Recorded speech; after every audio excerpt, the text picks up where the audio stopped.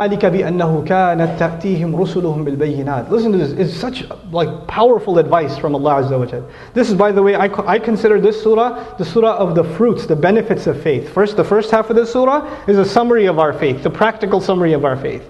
And the next half of this surah is, what are the advantages of being a believer? What good comes in your life because you're a believer? I didn't get to share that with you this time, but at least I want to tie up the first part. Allah summarizes basically one of the most common reasons people refuse to accept guidance from Allah. One of the most common, not the only reason, but one of the most common reasons. What is it? ذَلِكَ بِأَنَّهُ كَانَتْ تَأْتِيهِمْ رُسُلُهُم بِالْبَيِّنَاتِ. That is because messengers came to them, and they continuously came to them. They used to come to them with the clearest arguments, the clearest proofs. فَقَالُوا أَبَشَرٌ يَهْدُونَنَا. And they would say in response, flesh and bone, this human being, this guy looks like us, he's going to guide us? You want me to listen to him? Have you looked at him? Have you looked at his house? Do you look who he hangs out with, all these poor people that have become Muslim with him? Do you know who you're talking to? You want me to become a believer because of this guy? This is how they would talk about prophets. Fir'aun would say about Musa alayhi salam, look at him, he can't even talk clearly. He stutters. وَلَا يَكَادُ يُبِينُ. He can't even open his mouth. Look at him. You want me to listen to him? People would come to Nuh alayhi salam.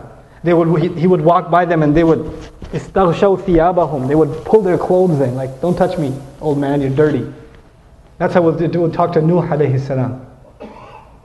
People, Shu'aib alayhi salam, other messengers would come, give a message, and they would say, listen, I want to listen to you, but I'm a millionaire. I have a certain appearance to keep up. And you keep all these homeless people, these poor people, these believers around you. Why don't you get away from them? And then we can have a meeting in the executive office. Because I don't want to see this riffraff near me. I don't want to be seen with this low class, this scum of society. I don't want to be seen with them. Get rid of them and maybe I'll listen to you. The criticism was always the same. Another human being's going to guide me? He's just like us. What do they say about Jesus, about Isa alayhi salam? Yamshi fil aswaq. What is this messenger? And they said about the messenger too, about Prophet Muhammad sallallahu alaihi wasallam. Well, look at his message. You think he's a messenger? He goes shopping. He walks around like everybody else does. He eats food too. I saw him having lunch the other day. How can he be a messenger? That was the argument. In other words, and this is what I'm tying it up with, one of the most common reasons people refuse to accept guidance because they don't see that they're submitting to God. They say, why is there a messenger in between? He's just like me. I can have a relationship with God myself. I don't need a messenger in between. And Allah says that is the very source of arrogance. Iblis was not asked to make sajda to Allah. He was asked to make sajda to Adam alayhi salam, because it was a test of arrogance. He didn't directly show arrogance to Allah. He actually showed arrogance to Adam alayhi salam. He said, he's made of clay. I'm made of fire. I'm better than him. Nobody's going to say I'm better than Allah. But Allah wants to see, are you going to say I'm better than X, Y, and Z? I'm better than these messengers. I don't have to follow them. They're just human beings. They make mistakes. They do this, they do that. That is the very essence of arrogance from the very beginning of creation. From the very beginning. Even Iblis said, Abashar? A human being? Are you kidding me? Have you looked at my resume? I'm going to follow him? It's not going to happen. That is the same exact pride that comes, the mutant of that pride is still among us today. Somebody tries to give me advice. First thing that goes in my head, who are you to give me advice? Who do you think you are? Somebody gives, I'm the khatib today. I'll lead the salat. After salat, somebody says, brother, I didn't like what you said. I'll say to him, do you know who you're talking to? I'm on YouTube, You know? You know who you're dealing with here? That is the very definition of arrogance. That is the very definition of negating guidance. Allah says nations of the past were destroyed because they couldn't take guidance from another human being.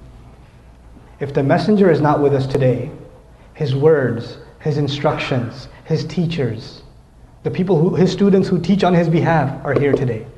The scholars are here today. The da'is are here today. The people of reminder are here today. It could be your father giving you advice. It could be your brother, your cousin giving you advice. But you look at him and say, Dad, you're always saying the same thing. Leave me alone. You don't understand. You tell your son, who are you? You're going to tell me? I used to change your diaper, you don't talk to me, get out of here. And you can't take advice from your son. This is the same exact thing that keeps people from accepting guidance. Refusal to take advice from others. Because pride gets in the way. May Allah Azza wa Jal remove the pride from our hearts, and may Allah Azza wa Jal make us a people that really truly believe for the sake of Allah and can put their ego aside, especially when advice is given. May Allah Azza wa Jal revive in us the iman that Allah intends to revive by means of His majestic Quran. All of you, inshallah ta'ala, as a short homework assignment, when you go home today with your family, recite Surah Al-Taghabun, Surah number 64. Recite it, read a little bit, even if in translation, read it with your family. Remind them of some of the things you heard about today. And refresh that in your hearts, inshallah ta'ala. It's just a page and a half, so even memorizing it in a week is not difficult for any of you. Do that, and slowly you get closer and closer to the Quran. Barakallahu li wa lakum fil Quran al-Hakim, wa nafa'ni wa iyyakum bil ayat wa dhikr al-Hakim.